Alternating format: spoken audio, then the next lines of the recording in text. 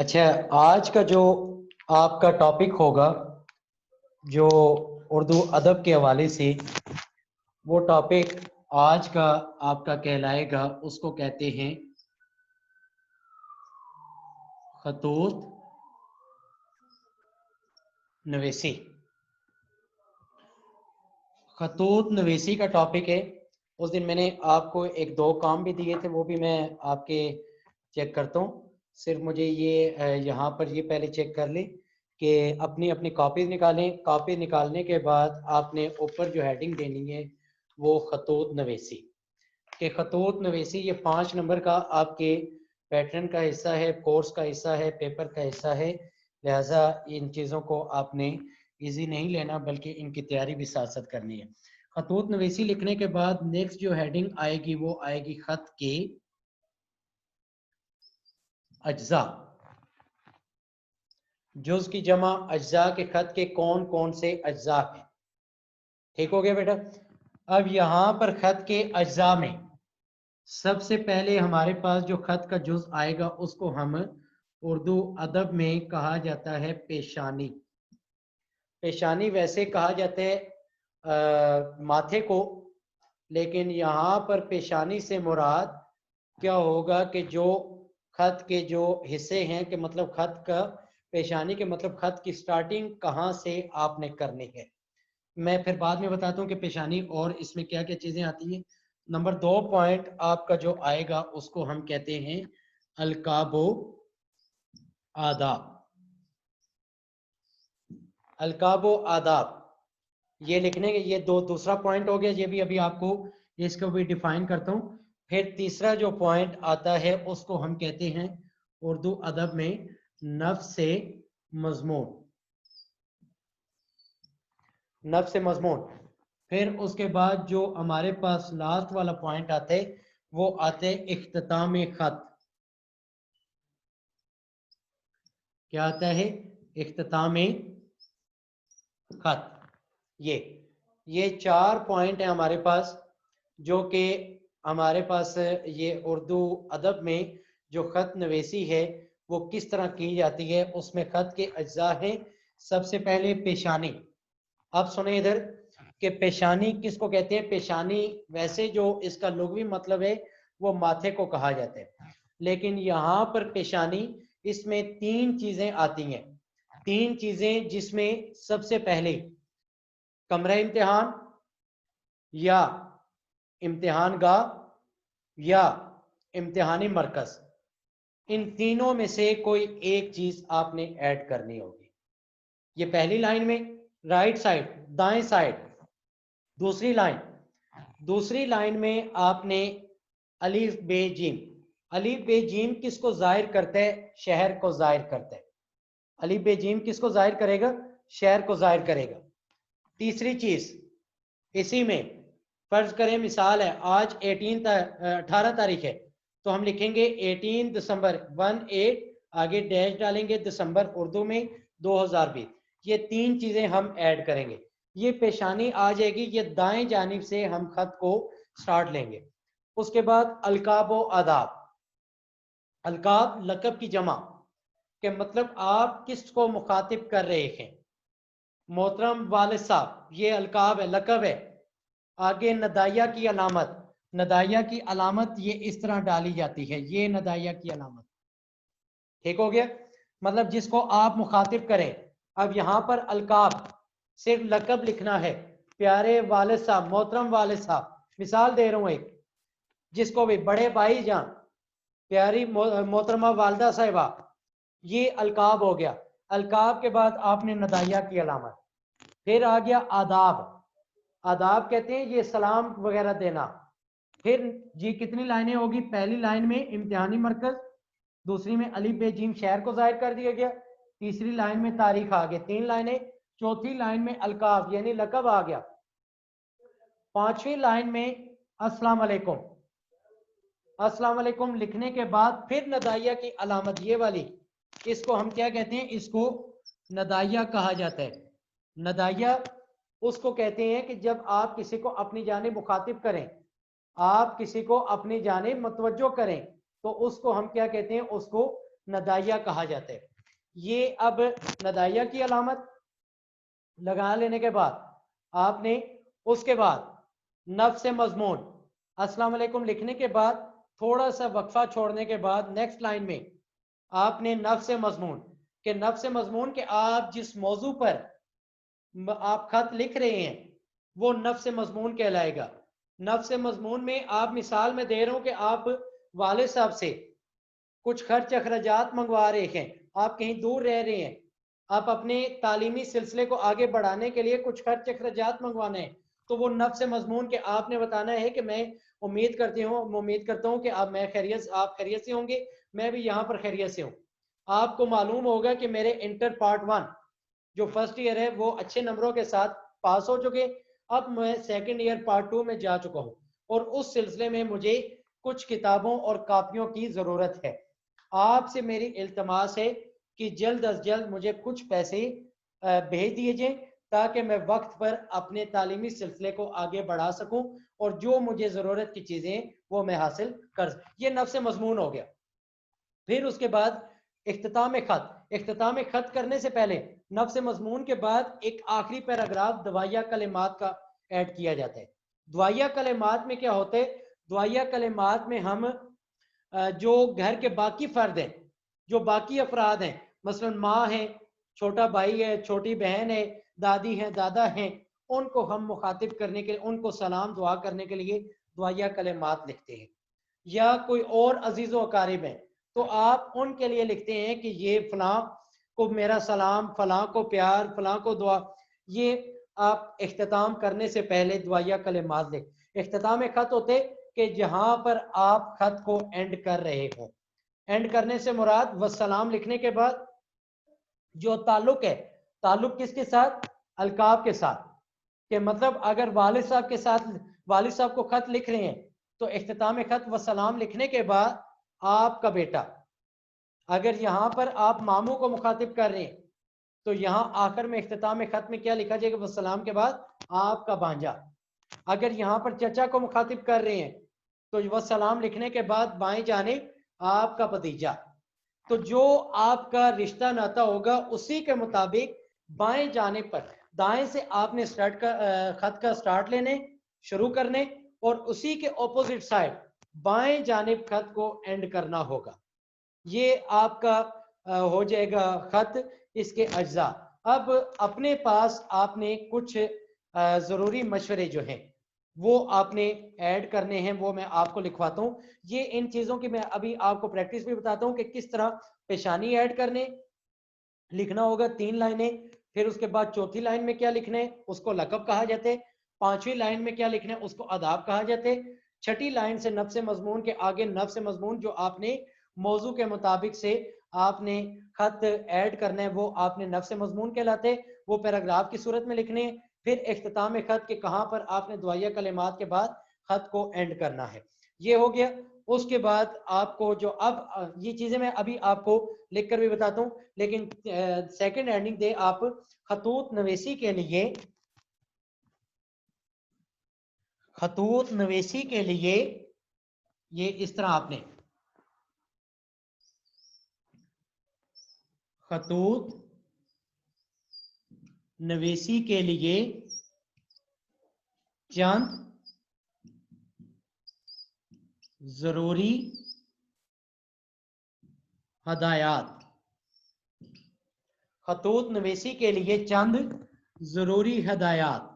ठीक हो गया जी, ये आपके सामने है।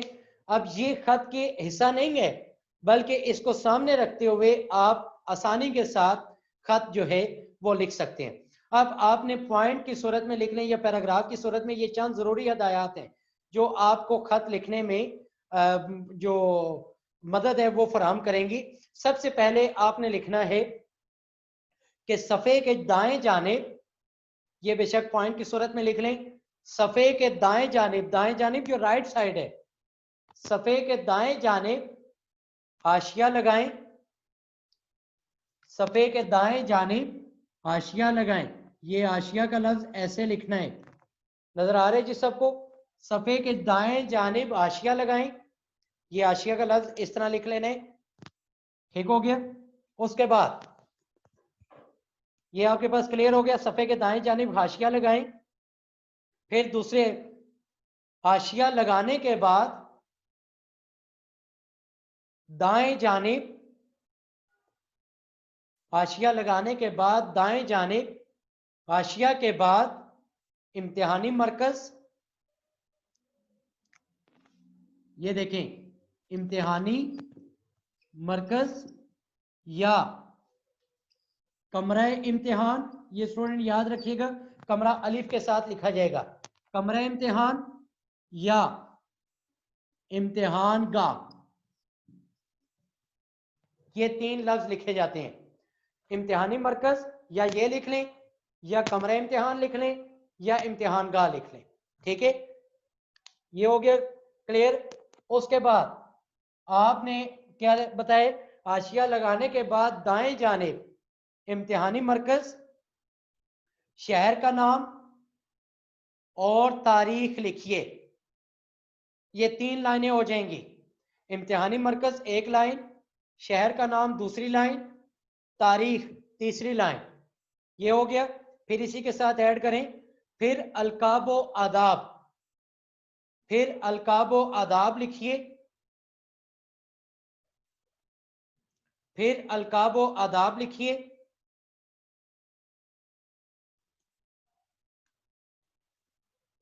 फिर अलकाबो आदाब लिखने के बाद मसलन अब चौथी लाइन थी, चौथी लाइन में लकब लिखा मोहतरम वालिद साहब, वो लकब लिख दिया गया। फिर 5वीं लाइन आदाब है अस्सलाम वालेकुम, ये लिख लिया। ये 5 लाइनें क्लियर हो गई। फिर उसके बाद आपने लिखें, इसके बाद अगला पैराग्राफ मौजू की मुनासबत से शुरू करें। ये 5 लाइनें लिखने के बाद नेक्स्ट पैराग्राफ मौजू की मुनासबत से शुरू करें, कि मतलब जिस मौजू पर आप खत लिख रहे हैं उसकी मुनासबत से शुरू करें। ये हो गए, ये पहली 5 लाइनें लिखने के बाद अब नफ्स मजमून आ गया। नेक्स्ट पॉइंट लिखें, खत लिखते वक्त आसान लफ्जों का इस्तेमाल करें। खत लिखते वक्त आसान लफ्जों का इस्तेमाल करें। ये अहम पॉइंट है। ये खत लिखते वक्त आसान लफ्जों का इस्तेमाल करें।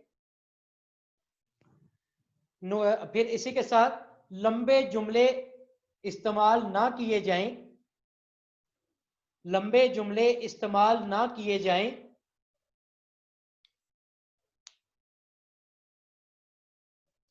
जो अल्फाज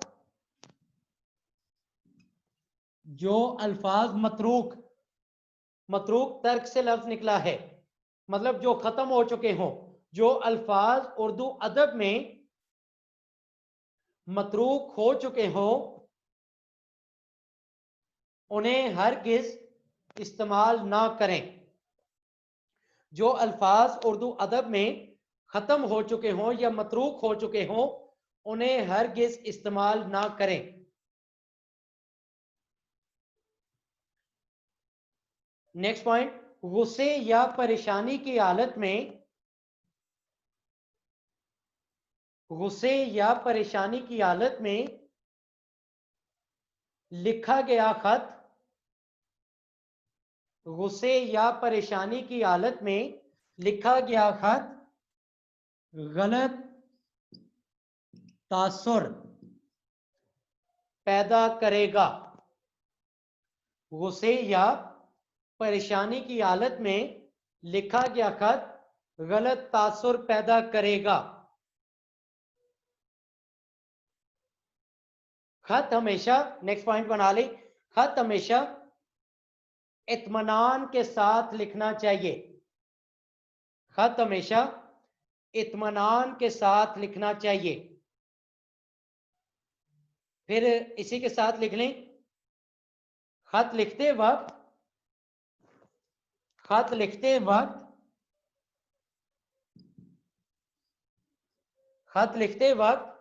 संजीदगी और मजा, ये लफ्ज ऐसे लिखने हैं। खत लिखते वक्त संजीदगी और मजा का सहारा लेना चाहिए। खत लिखते वक्त संजीदगी और मजा का सहारा लेना चाहिए ताकि अदबी हुस्न पैदा हो सके, ताकि अदबी हुस्न पैदा हो सके। ये पॉइंट हो गए। फिर नेक्स्ट पॉइंट बड़ा इंपॉर्टेंट है, अपने से बड़े यानी बुजुर्ग, अपने से बड़े यानी बुजुर्ग या किसी, अपने से बड़े यानी किसी बुजुर्ग या किसी काबिल एहतराम हस्ती को, अपने से बड़े यानी किसी बुजुर्ग या किसी काबिल एहतराम हस्ती को जब खत लिखा जाए तो उसके एक एक लफ्ज से,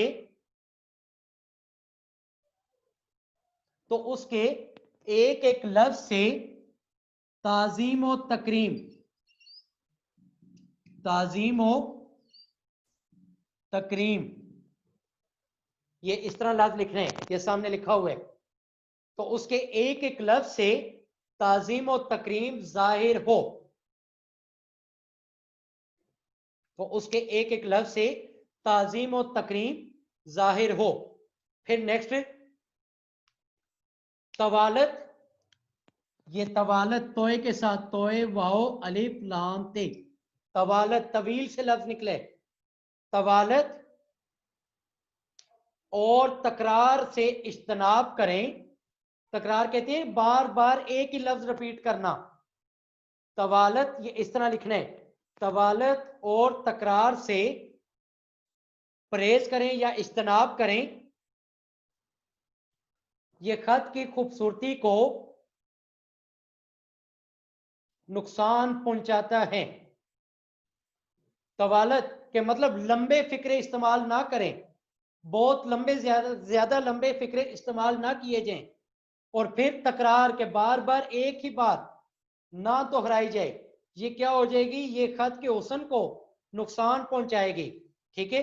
फिर उसके बाद नेक्स्ट जो आपने पॉइंट ऐड करना होगा, ये खत में कोई ऐसी बात, खत में कोई ऐसी बात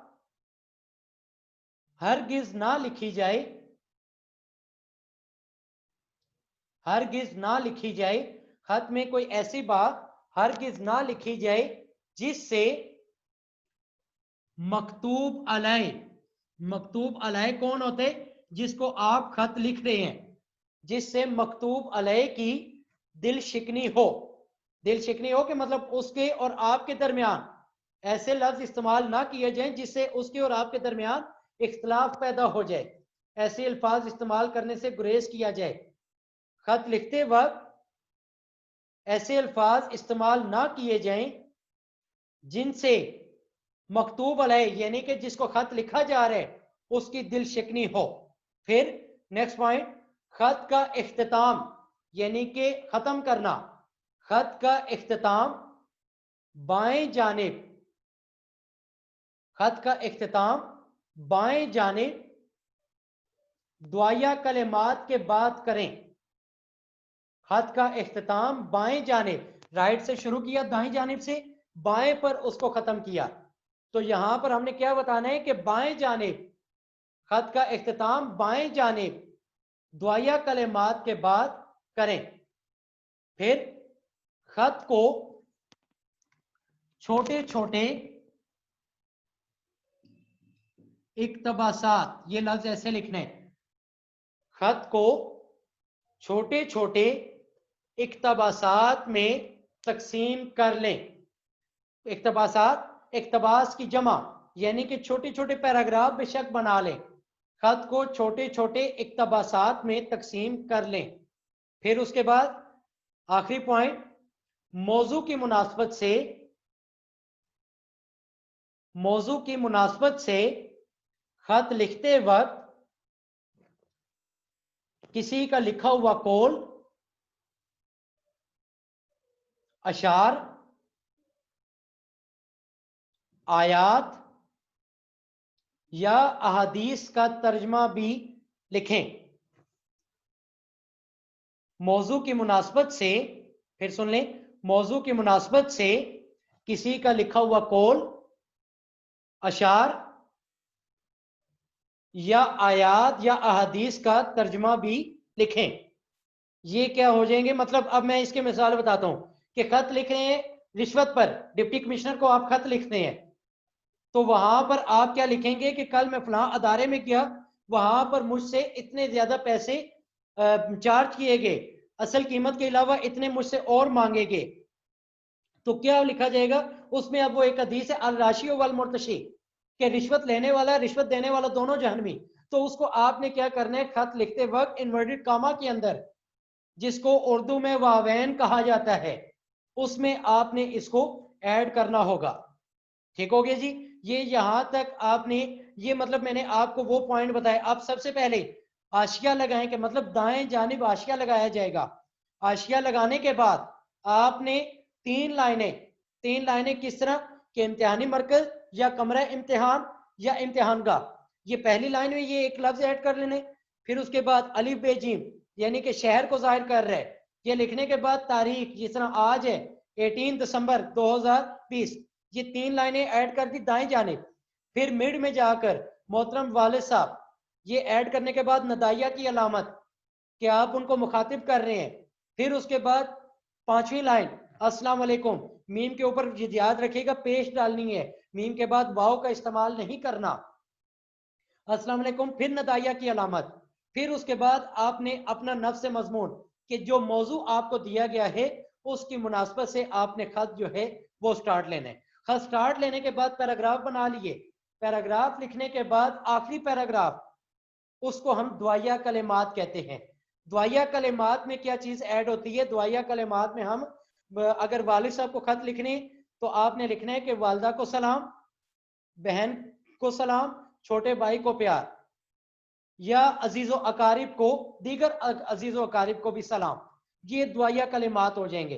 फिर उसके बाद बाएं जानिब वसलाम, वसलाम लिखने के बाद आपका बेटा, क्योंकि वालिद साहब के नाम लिख रहे हैं, तो आपका बेटा, हमजा, फिर डैश आएगी, छोटी ये, फिर डैश, बड़ी ये, यहां पर आकर खत जो है वो एंड हो जाएगा। अब मैं आपको बताता हूं कि खत जो है वो किस तरह आपने ऐड करना है, कौन कौन सी चीजें इसमें लिखनी है। अब सुने इधर, ये आ गया जी दाएं जानिब, ये दाएं जानिब सबसे पहले आपने ये फर्ज करें ये लिख लिया कमराए इम्तिहान, ये लिख लिया कमराए इम्तिहान। कमराए इम्तिहान लिखने के बाद आप लिखें अलिफ बे जीम, ये किसको जाहिर कर रहे हैं, ये शहर को जाहिर कर रहे हैं। फिर उसके बाद आज डेट है 18, यहां डैश लगाई, दिसंबर 2020, ये सन आ गया। ये 3 चीजें राइट साइड पर हमने लिख ली। 3 चीजें लिखने के बाद चौथी चीज अलकाब आ गया, मोहतरम वालिद साहब, ये नदाइया की अलामत आ गई, मोहतरम वालिद साहब। अब ये लिख लिया। ये लिखने के बाद आपने जो नेक्स्ट लाइन इस्तेमाल करनी है वो 3 ये, चौथी ये, 5वीं जो है वो यहां पर आपने, ये आ गया आदाब, अस्सलाम वालेकुम, यहां पर फिर नदाइया की अलामत, ये देख रहे हैं जी। पहली लाइन कमरा इम्तिहान या इम्तिहानी मरकज, दूसरी लाइन अलिफ बे जीम, फिर तारीख आ गई 3 लाइनें, फिर अलकाब मोहतरम वालिद साहब, फिर 5वीं लाइन आदाब, जिसको आप मुखातिब कर रहे हैं उसको अस्सलाम वालेकुम कहा, ये आ गया। फिर ये इतना गैप छोड़कर, वक्फा छोड़कर, यहां से आपने नफ्स मजमून, यहां पर क्या आ जाएगा, ये नफ्स मजमून के मतलब यहां से आपने स्टार्ट करने। ठीक हो गया। ये नफ्स मजमून एक लाइन आ गई यहां तक, फिर दूसरी लाइन स्टार्ट से ये आ गई, यहां पर अगर एंड हो रही है, एंड करने के बाद फिर एक और पैराग्राफ बना लें। पैराग्राफ बनाते वक्त थोड़े से लाइन छोड़ें, फिर यहां पर ये आ गई, यहां के बाद फिर स्टार्टिंग में ये आ गई, ये पैराग्राफ बनते जा रहे हैं। पैराग्राफ बना लेने के बाद आखिर में यहां पर हम क्या लिखेंगे, दुआया कलेमात। दुआया कलेमात हेडिंग नहीं देनी, दुआया कलेमात के बाद आपने नेक्स्ट पैराग्राफ बना लेना है। दुआया कलेमात जहां पर एंड होंगे, मतलब वालदा को सलाम, छोटे बहन भाई को प्यार, अजीज व अकारिब को सलाम, ये दुआया कलेमात हो जाएंगे। दुआया कलेमात बयान करने के बाद यहां पर वस्सलाम, वस्सलाम लिखने के बाद ये देखें हमजा, छोटी ये बड़ी ये किस चीज को जाहिर कर रहे हैं, ये आपके नाम को जाहिर कर रहे हैं जो आप लिखने वाले हैं। मकतूब अलैह कहा जाता है जिसको आप खत लिख रहे हैं, ये मकतूब अलैह है, ठीक है जी। और मकतूब नवीस जो खत लिखने वाला है, ये आपका नाम आ जाएगा। तो ये इस तरह जो है एक खत, कोई अलामत यहाँ पर इस्तेमाल नहीं करनी। ये जहां पर आपने लिखा हुआ है ये कमरा इम्तिहान, अलिफ के साथ कमरा इस्तेमाल करिएगा। अलिफ के साथ आपने क्या करना है, कमरा इम्तिहान, कमरा इम्तिहान अलिफ के साथ। बाज़ स्टूडेंट जो हैं वो गोल हे का इस्तेमाल कर देते हैं, वो नहीं इस्तेमाल करना क्योंकि वो लफ्ज़ अब मतरूक हो चुका है या मतरूक होता जा रहा है। कमरा इम्तिहान अलिफ के साथ या इम्तिहानी मरकज या इम्तिहान का, यहाँ पर लिखने के बाद अलिफ बेजीम, बाज़ जगह अलिफ बेजीम नहीं लिखा जाता, कोई इसकी जरूरी भी नहीं है कि अलिफ बेजीम शहर को लाजमी तौर पर जाहिर करें, ना भी लिखा जाए तब भी ठीक है, अगर लिख दिया जाए तो तब भी ठीक है। अलिफ बेजीम शहर को जाहिर कर रहे हैं, फिर तारीख आगे, अगर ये 2 पॉइंट भी लिख दें, कमरा इम्तिहान और तारीख, तो तब भी आपका खत एक्सेप्टेबल होगा। फिर जिसको आप मकतूब अलैह, जिसको आप मुखातिब करेंगे, मोहतरम वालिद साहब, ये कौन है, ये मकतूब अलैह हैं कि जिनको आप खत लिख रहे हैं। आखिर में नदाइया की अलामत आएगी, फिर उसके बाद ये लकब हो गया, लकब के बाद अगला पॉइंट आदाब, अलकाब व आदाब मैंने आपको 2 पॉइंट बताए।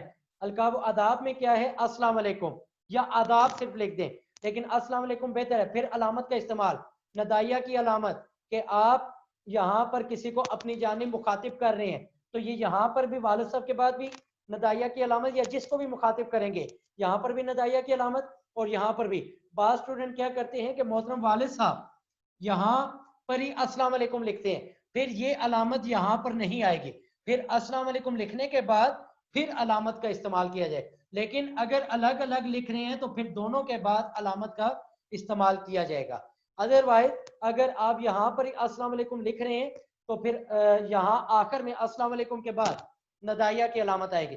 फिर नफ्स मजमून, जो आपको टॉपिक दिया गया है उसके मुताबिक आपने खत जो है वो स्टार्ट लेना है। वो स्टार्ट लेने के बाद पैराग्राफ की सूरत में बना लिए, जब एंड करने लगे तो आखिर में दुआया कलिमात की अलग 1 या 2 लाइनें ऐड करें। दुआया कलिमात में क्या होते हैं कि पता चल जाता है कि यहाँ पर अब खत एंड हो चुके हैं और दीगर अजीज़ो अकारिब को, घर के अफराद को सलाम दुआ किया जा रहा है। दुआया कलिमात लिखने के बाद वस्सलाम, वस्सलाम लिखने के बाद हमजा, छोटी ये बड़ी ये इस तरह आपने ये खत जो है ये ऐड होगा। मतलब और वस्सलाम में याद रखिएगा बाज़ स्टूडेंट अलिफ का इस्तेमाल नहीं करते, वाओ सीन लाम अलिफ और मीम डाल देते हैं, वो वस्सलाम इस नहीं, बल्कि वाओ अलिफ सीन लाम अलिफ मीम, वस्सलाम वाओ अलिफ आएगा, उसके बाद हमजा, छोटी ये बड़ी है। ये इस तरह जो है ये आपका खत जो है ये कंप्लीट हो पाएगा। एक खत आपको मजीद जो है वो मैं प्रैक्टिस के तौर पर आने वाली क्लास में लिखवाऊंगा ताकि आपको बेहतर तौर पर पता चल सके कि किस तरह खत जो है। अभी मैं आपके सवालों की तरफ आता हूँ, आप लोग जो भी पूछना हो वो मुझसे पूछ लीजिएगा। तो ये खत का ये तरीकाकार होगा जो अभी आपको सामने। और पेशानी इसको कहा जाता है इन 3 लाइनों को। दूसरा पॉइंट अलकाब व अदाब, लकब की जमा अलकाब वो इसको कहा जाते हैं, अदाब इसको कहा जाता है, नफ्स मजमून जो आपने बयान करने, इख्तिताम यानी दुआया कलिमात लिखने के बाद इख्तिताम में खत जो आखिर में आपने बाएं जाने ऐड करने, उसको इख्तितामिया कलिमात कहा जाता है। ये इस तरह आपका खत कंप्लीट हो जाएगा। ठीक है।